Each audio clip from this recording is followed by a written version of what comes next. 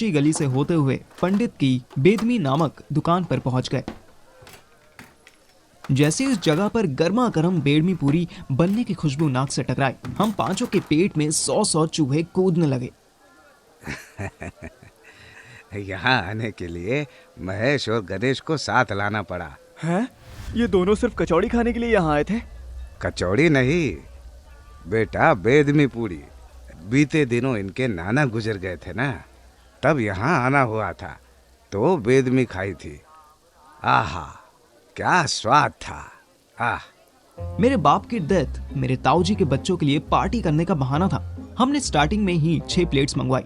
हर एक प्लेट में 4 बेडमी पूरी, आलू फोड़ के बनाई हुई बिना लहसुन प्याज की सब्जी, धनिया की खट्टी तीखी चटनी और आम का अचार सजा हुआ था।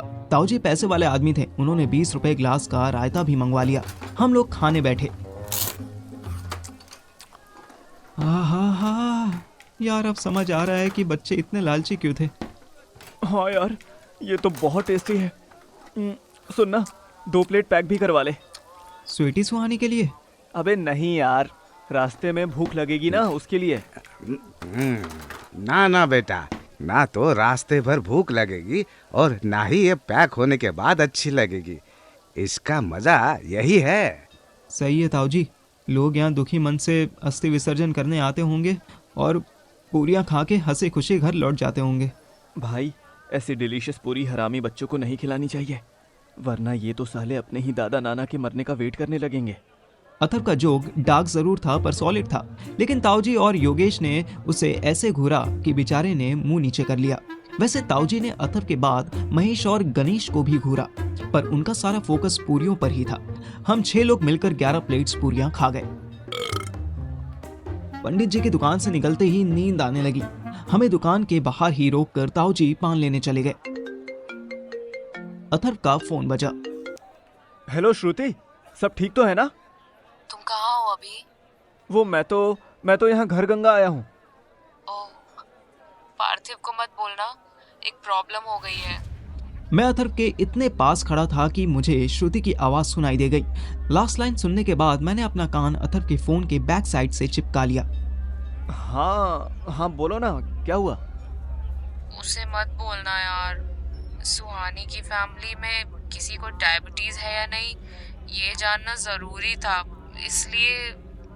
इसलिए क्या? इसलिए मैंने उसके पेरेंट्स की डिटेल्स ली और उनको फोन करके बता दिया। अथर्व की आंखें फटी रह गईं। मेरी तो क्या फटी, मैं क्या ही बताऊं। क्या? Are you mad? मैंने तुम्हें बताया नहीं था कि इसने भाग के शादी की है? और तुमने बोला भी तो था कि कितना डेयरिंग है ये, फिर क्यों? अरे यार सॉरी ना, हो गई गलती। अब वो यहाँ आ रहे हैं, प्लीज तुम भी आ जाओ, वरना लगेगा कि पार्थिव इसे बिना किसी केयर के हॉस्पिटल में छोड़ के चला गया। मैंने अथर्व के हाथ से फोन छीन लिया। मैं गढ़ गंगा हूँ, मुझे 100 किलोमीटर दूर से आना है, उसके पापा को 10 किलोमीटर दूर से आना है। अब अपनी 5वीं क्लास की मैथ्स का इस्तेमाल करो और बताओ कौन पहले पहुंचेगा। ओह पार्थिव, सॉरी फॉर योर लॉस। बहुत बढ़िया, एक लॉस तो हो गया है, दूसरा आप करवा देना डॉक्टर श्रुति। नहीं, तुम परेशान मत हो यार, मैं उनको अंदर ही नहीं आने दूंगी। बोल दूंगी कि पार्थिव के पापा की डेथ। बिल्कुल नहीं, मेरे बाप का ही डर था उन्हें, वरना अब तक तो वो मुझे कहीं से भी उठवा लेते। आपने जितना रायता फैला दिया है उतना बहुत है। अब प्लीज़ कुछ मत बोलो, मैं कैसे भी करके 2 घंटे में गंगाराम पहुंच रहा हूँ। तब तक सुहानी को वहाँ रोक कर रखना। हाँ पक्का, मैं पूरी कोशिश नहीं डॉक्टर श्रुति, मुझे प्रॉमिस करो कि मेरे आने तक सुहानी को कोई लेकर नहीं जाएगा, वरना अगर मुझे सुहानी अपने बेड पर नहीं मिली ना तो मैं वो तांडव मचाऊंगा जो आपके हॉस्पिटल में किसी ने कभी नहीं देखा होगा। श्रुति तो श्रुति, अथर्व भी मेरी स्टोन से घबरा गया। मैंने फोन काटा और ताऊजी के पास जाने लगा। अथर्व ने मुझे रोका। अरे भाई रोक, तू गंगा घाट से गंगाराम तक 2 घंटे में कैसे पहुंचेगा? ताऊजी की गाड़ी का हाल देखा है ना तूने? मैं कहूंगा उनसे कि तेज चलाए। हाँ, और जैसे वो तेरी बात मान लेंगे।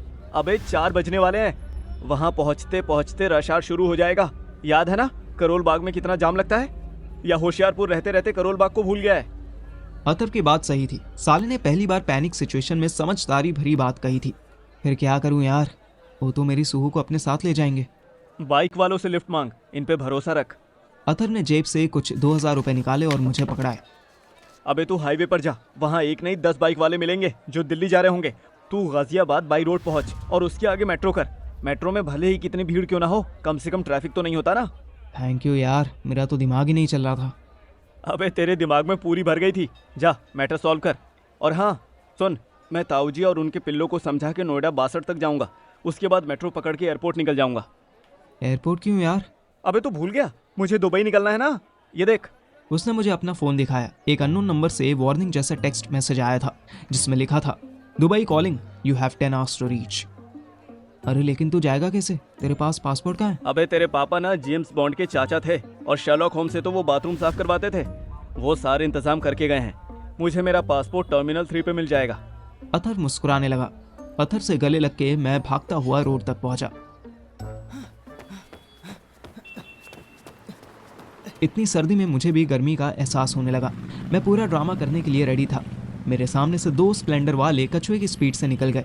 मैंने उन्हें रोकने की कोशिश भी नहीं की। एक लड़का यमहा FZ वाला दिखा। मैंने उसे रोकने के लिए हाथ दिखाया। भाई मुझे दिल्ली तक छोड़ देंगे प्लीज, मेरी वाइफ। साला बिल्कुल मेरे पास आकर गियर चेंज कर फुर्र से भाग गया। उसके जाते ही एक और लड़का पल्सर 180 पर बैठा आ रहा था। मैंने उससे रोका। भाई भाई भाई, मुझे दिल्ली तक छोड़ देंगे प्लीज, मेरी वाइफ हॉस्पिटल में एडमिट हो गई है। मैं यहाँ अपने फादर की अस्थियां विसर्जित करने आया था। प्लीज भाई, प्लीज प्लीज। बाइक वाला ब्लैक हेलमेट में था। मुझे उसकी शक्ल तो नहीं दिखी, पर जैसे गाय घंटी बजाने के लिए गर्दन हिलाती है वैसे ही वो हिलाने लगा। भाई मैं तुम्हें 500 रुपये दूंगा, प्लीज़ ले चलो, बस मेट्रो तक छोड़ देना। 500 रुपये सुनते ही उसने गर्दन को झटका दे के पीछे बैठने का इशारा किया। बाइक चल पड़ी, लेकिन उसकी स्पीड 50-55 के आसपास ही थी। मैंने और लालच दिया। भाई 4 बज रहा है, अगर मुझे 5:30 तक शहीद भगत सिंह मेट्रो पहुंचा दिया ना तो मैं तुझे 1000 रुपये दूंगा। मैंने जेब से निकालकर उससे 500 के 2 नोट्स दिखाए। उसने फिर गर्दन को हल्का सा झटका दिया। मैंने उसे टाइट पकड़ लिया और बाइक उड़ गई। अचानक उसकी स्पीड 50 से 80 पे पहुंच गई। फिर देखते ही देखते वो 100 क्रॉस कर गया। जीटी रोड पर 4 बजे ना के बराबर ट्रैफिक था, पर जो 2-4 ट्रैक्टर वाले जा भी रहे थे उन्हें भी लड़के ने ऐसे ओवरटेक किया कि मुझे मेरे पिताजी की अस्थियां याद आ गई। मैं तो पहले ही खिसक लिया, लेकिन अथर्व को अभी ताऊजी के साथ ही वापस आना था। योगेश ने इस बार आगे की सीट अथर्व को ऑफर कर दी। वो लोग 4:30 बजे पेट हिलाते हुए गढ़गंगा से निकले थे। अथर्व को लगा कि ये योगेश कितना भला आदमी है जो उसने खुद से ही उसे आगे बैठने दिया, पर कार चलने के 10 मिनट बाद ही उसे रियलाइज हो गया कि योगेश क्यों पीछे वाली सीट पर बैठ गया था। ये लोग बक्सर भी नहीं पहुंचे होंगे कि योगेश अपने दोनों भाइयों के ऊपर हाथ और सर रख के सो गया। महेश और गणेश भी first in this trip mobile को हाथ में पकड़े पकड़े सो गए।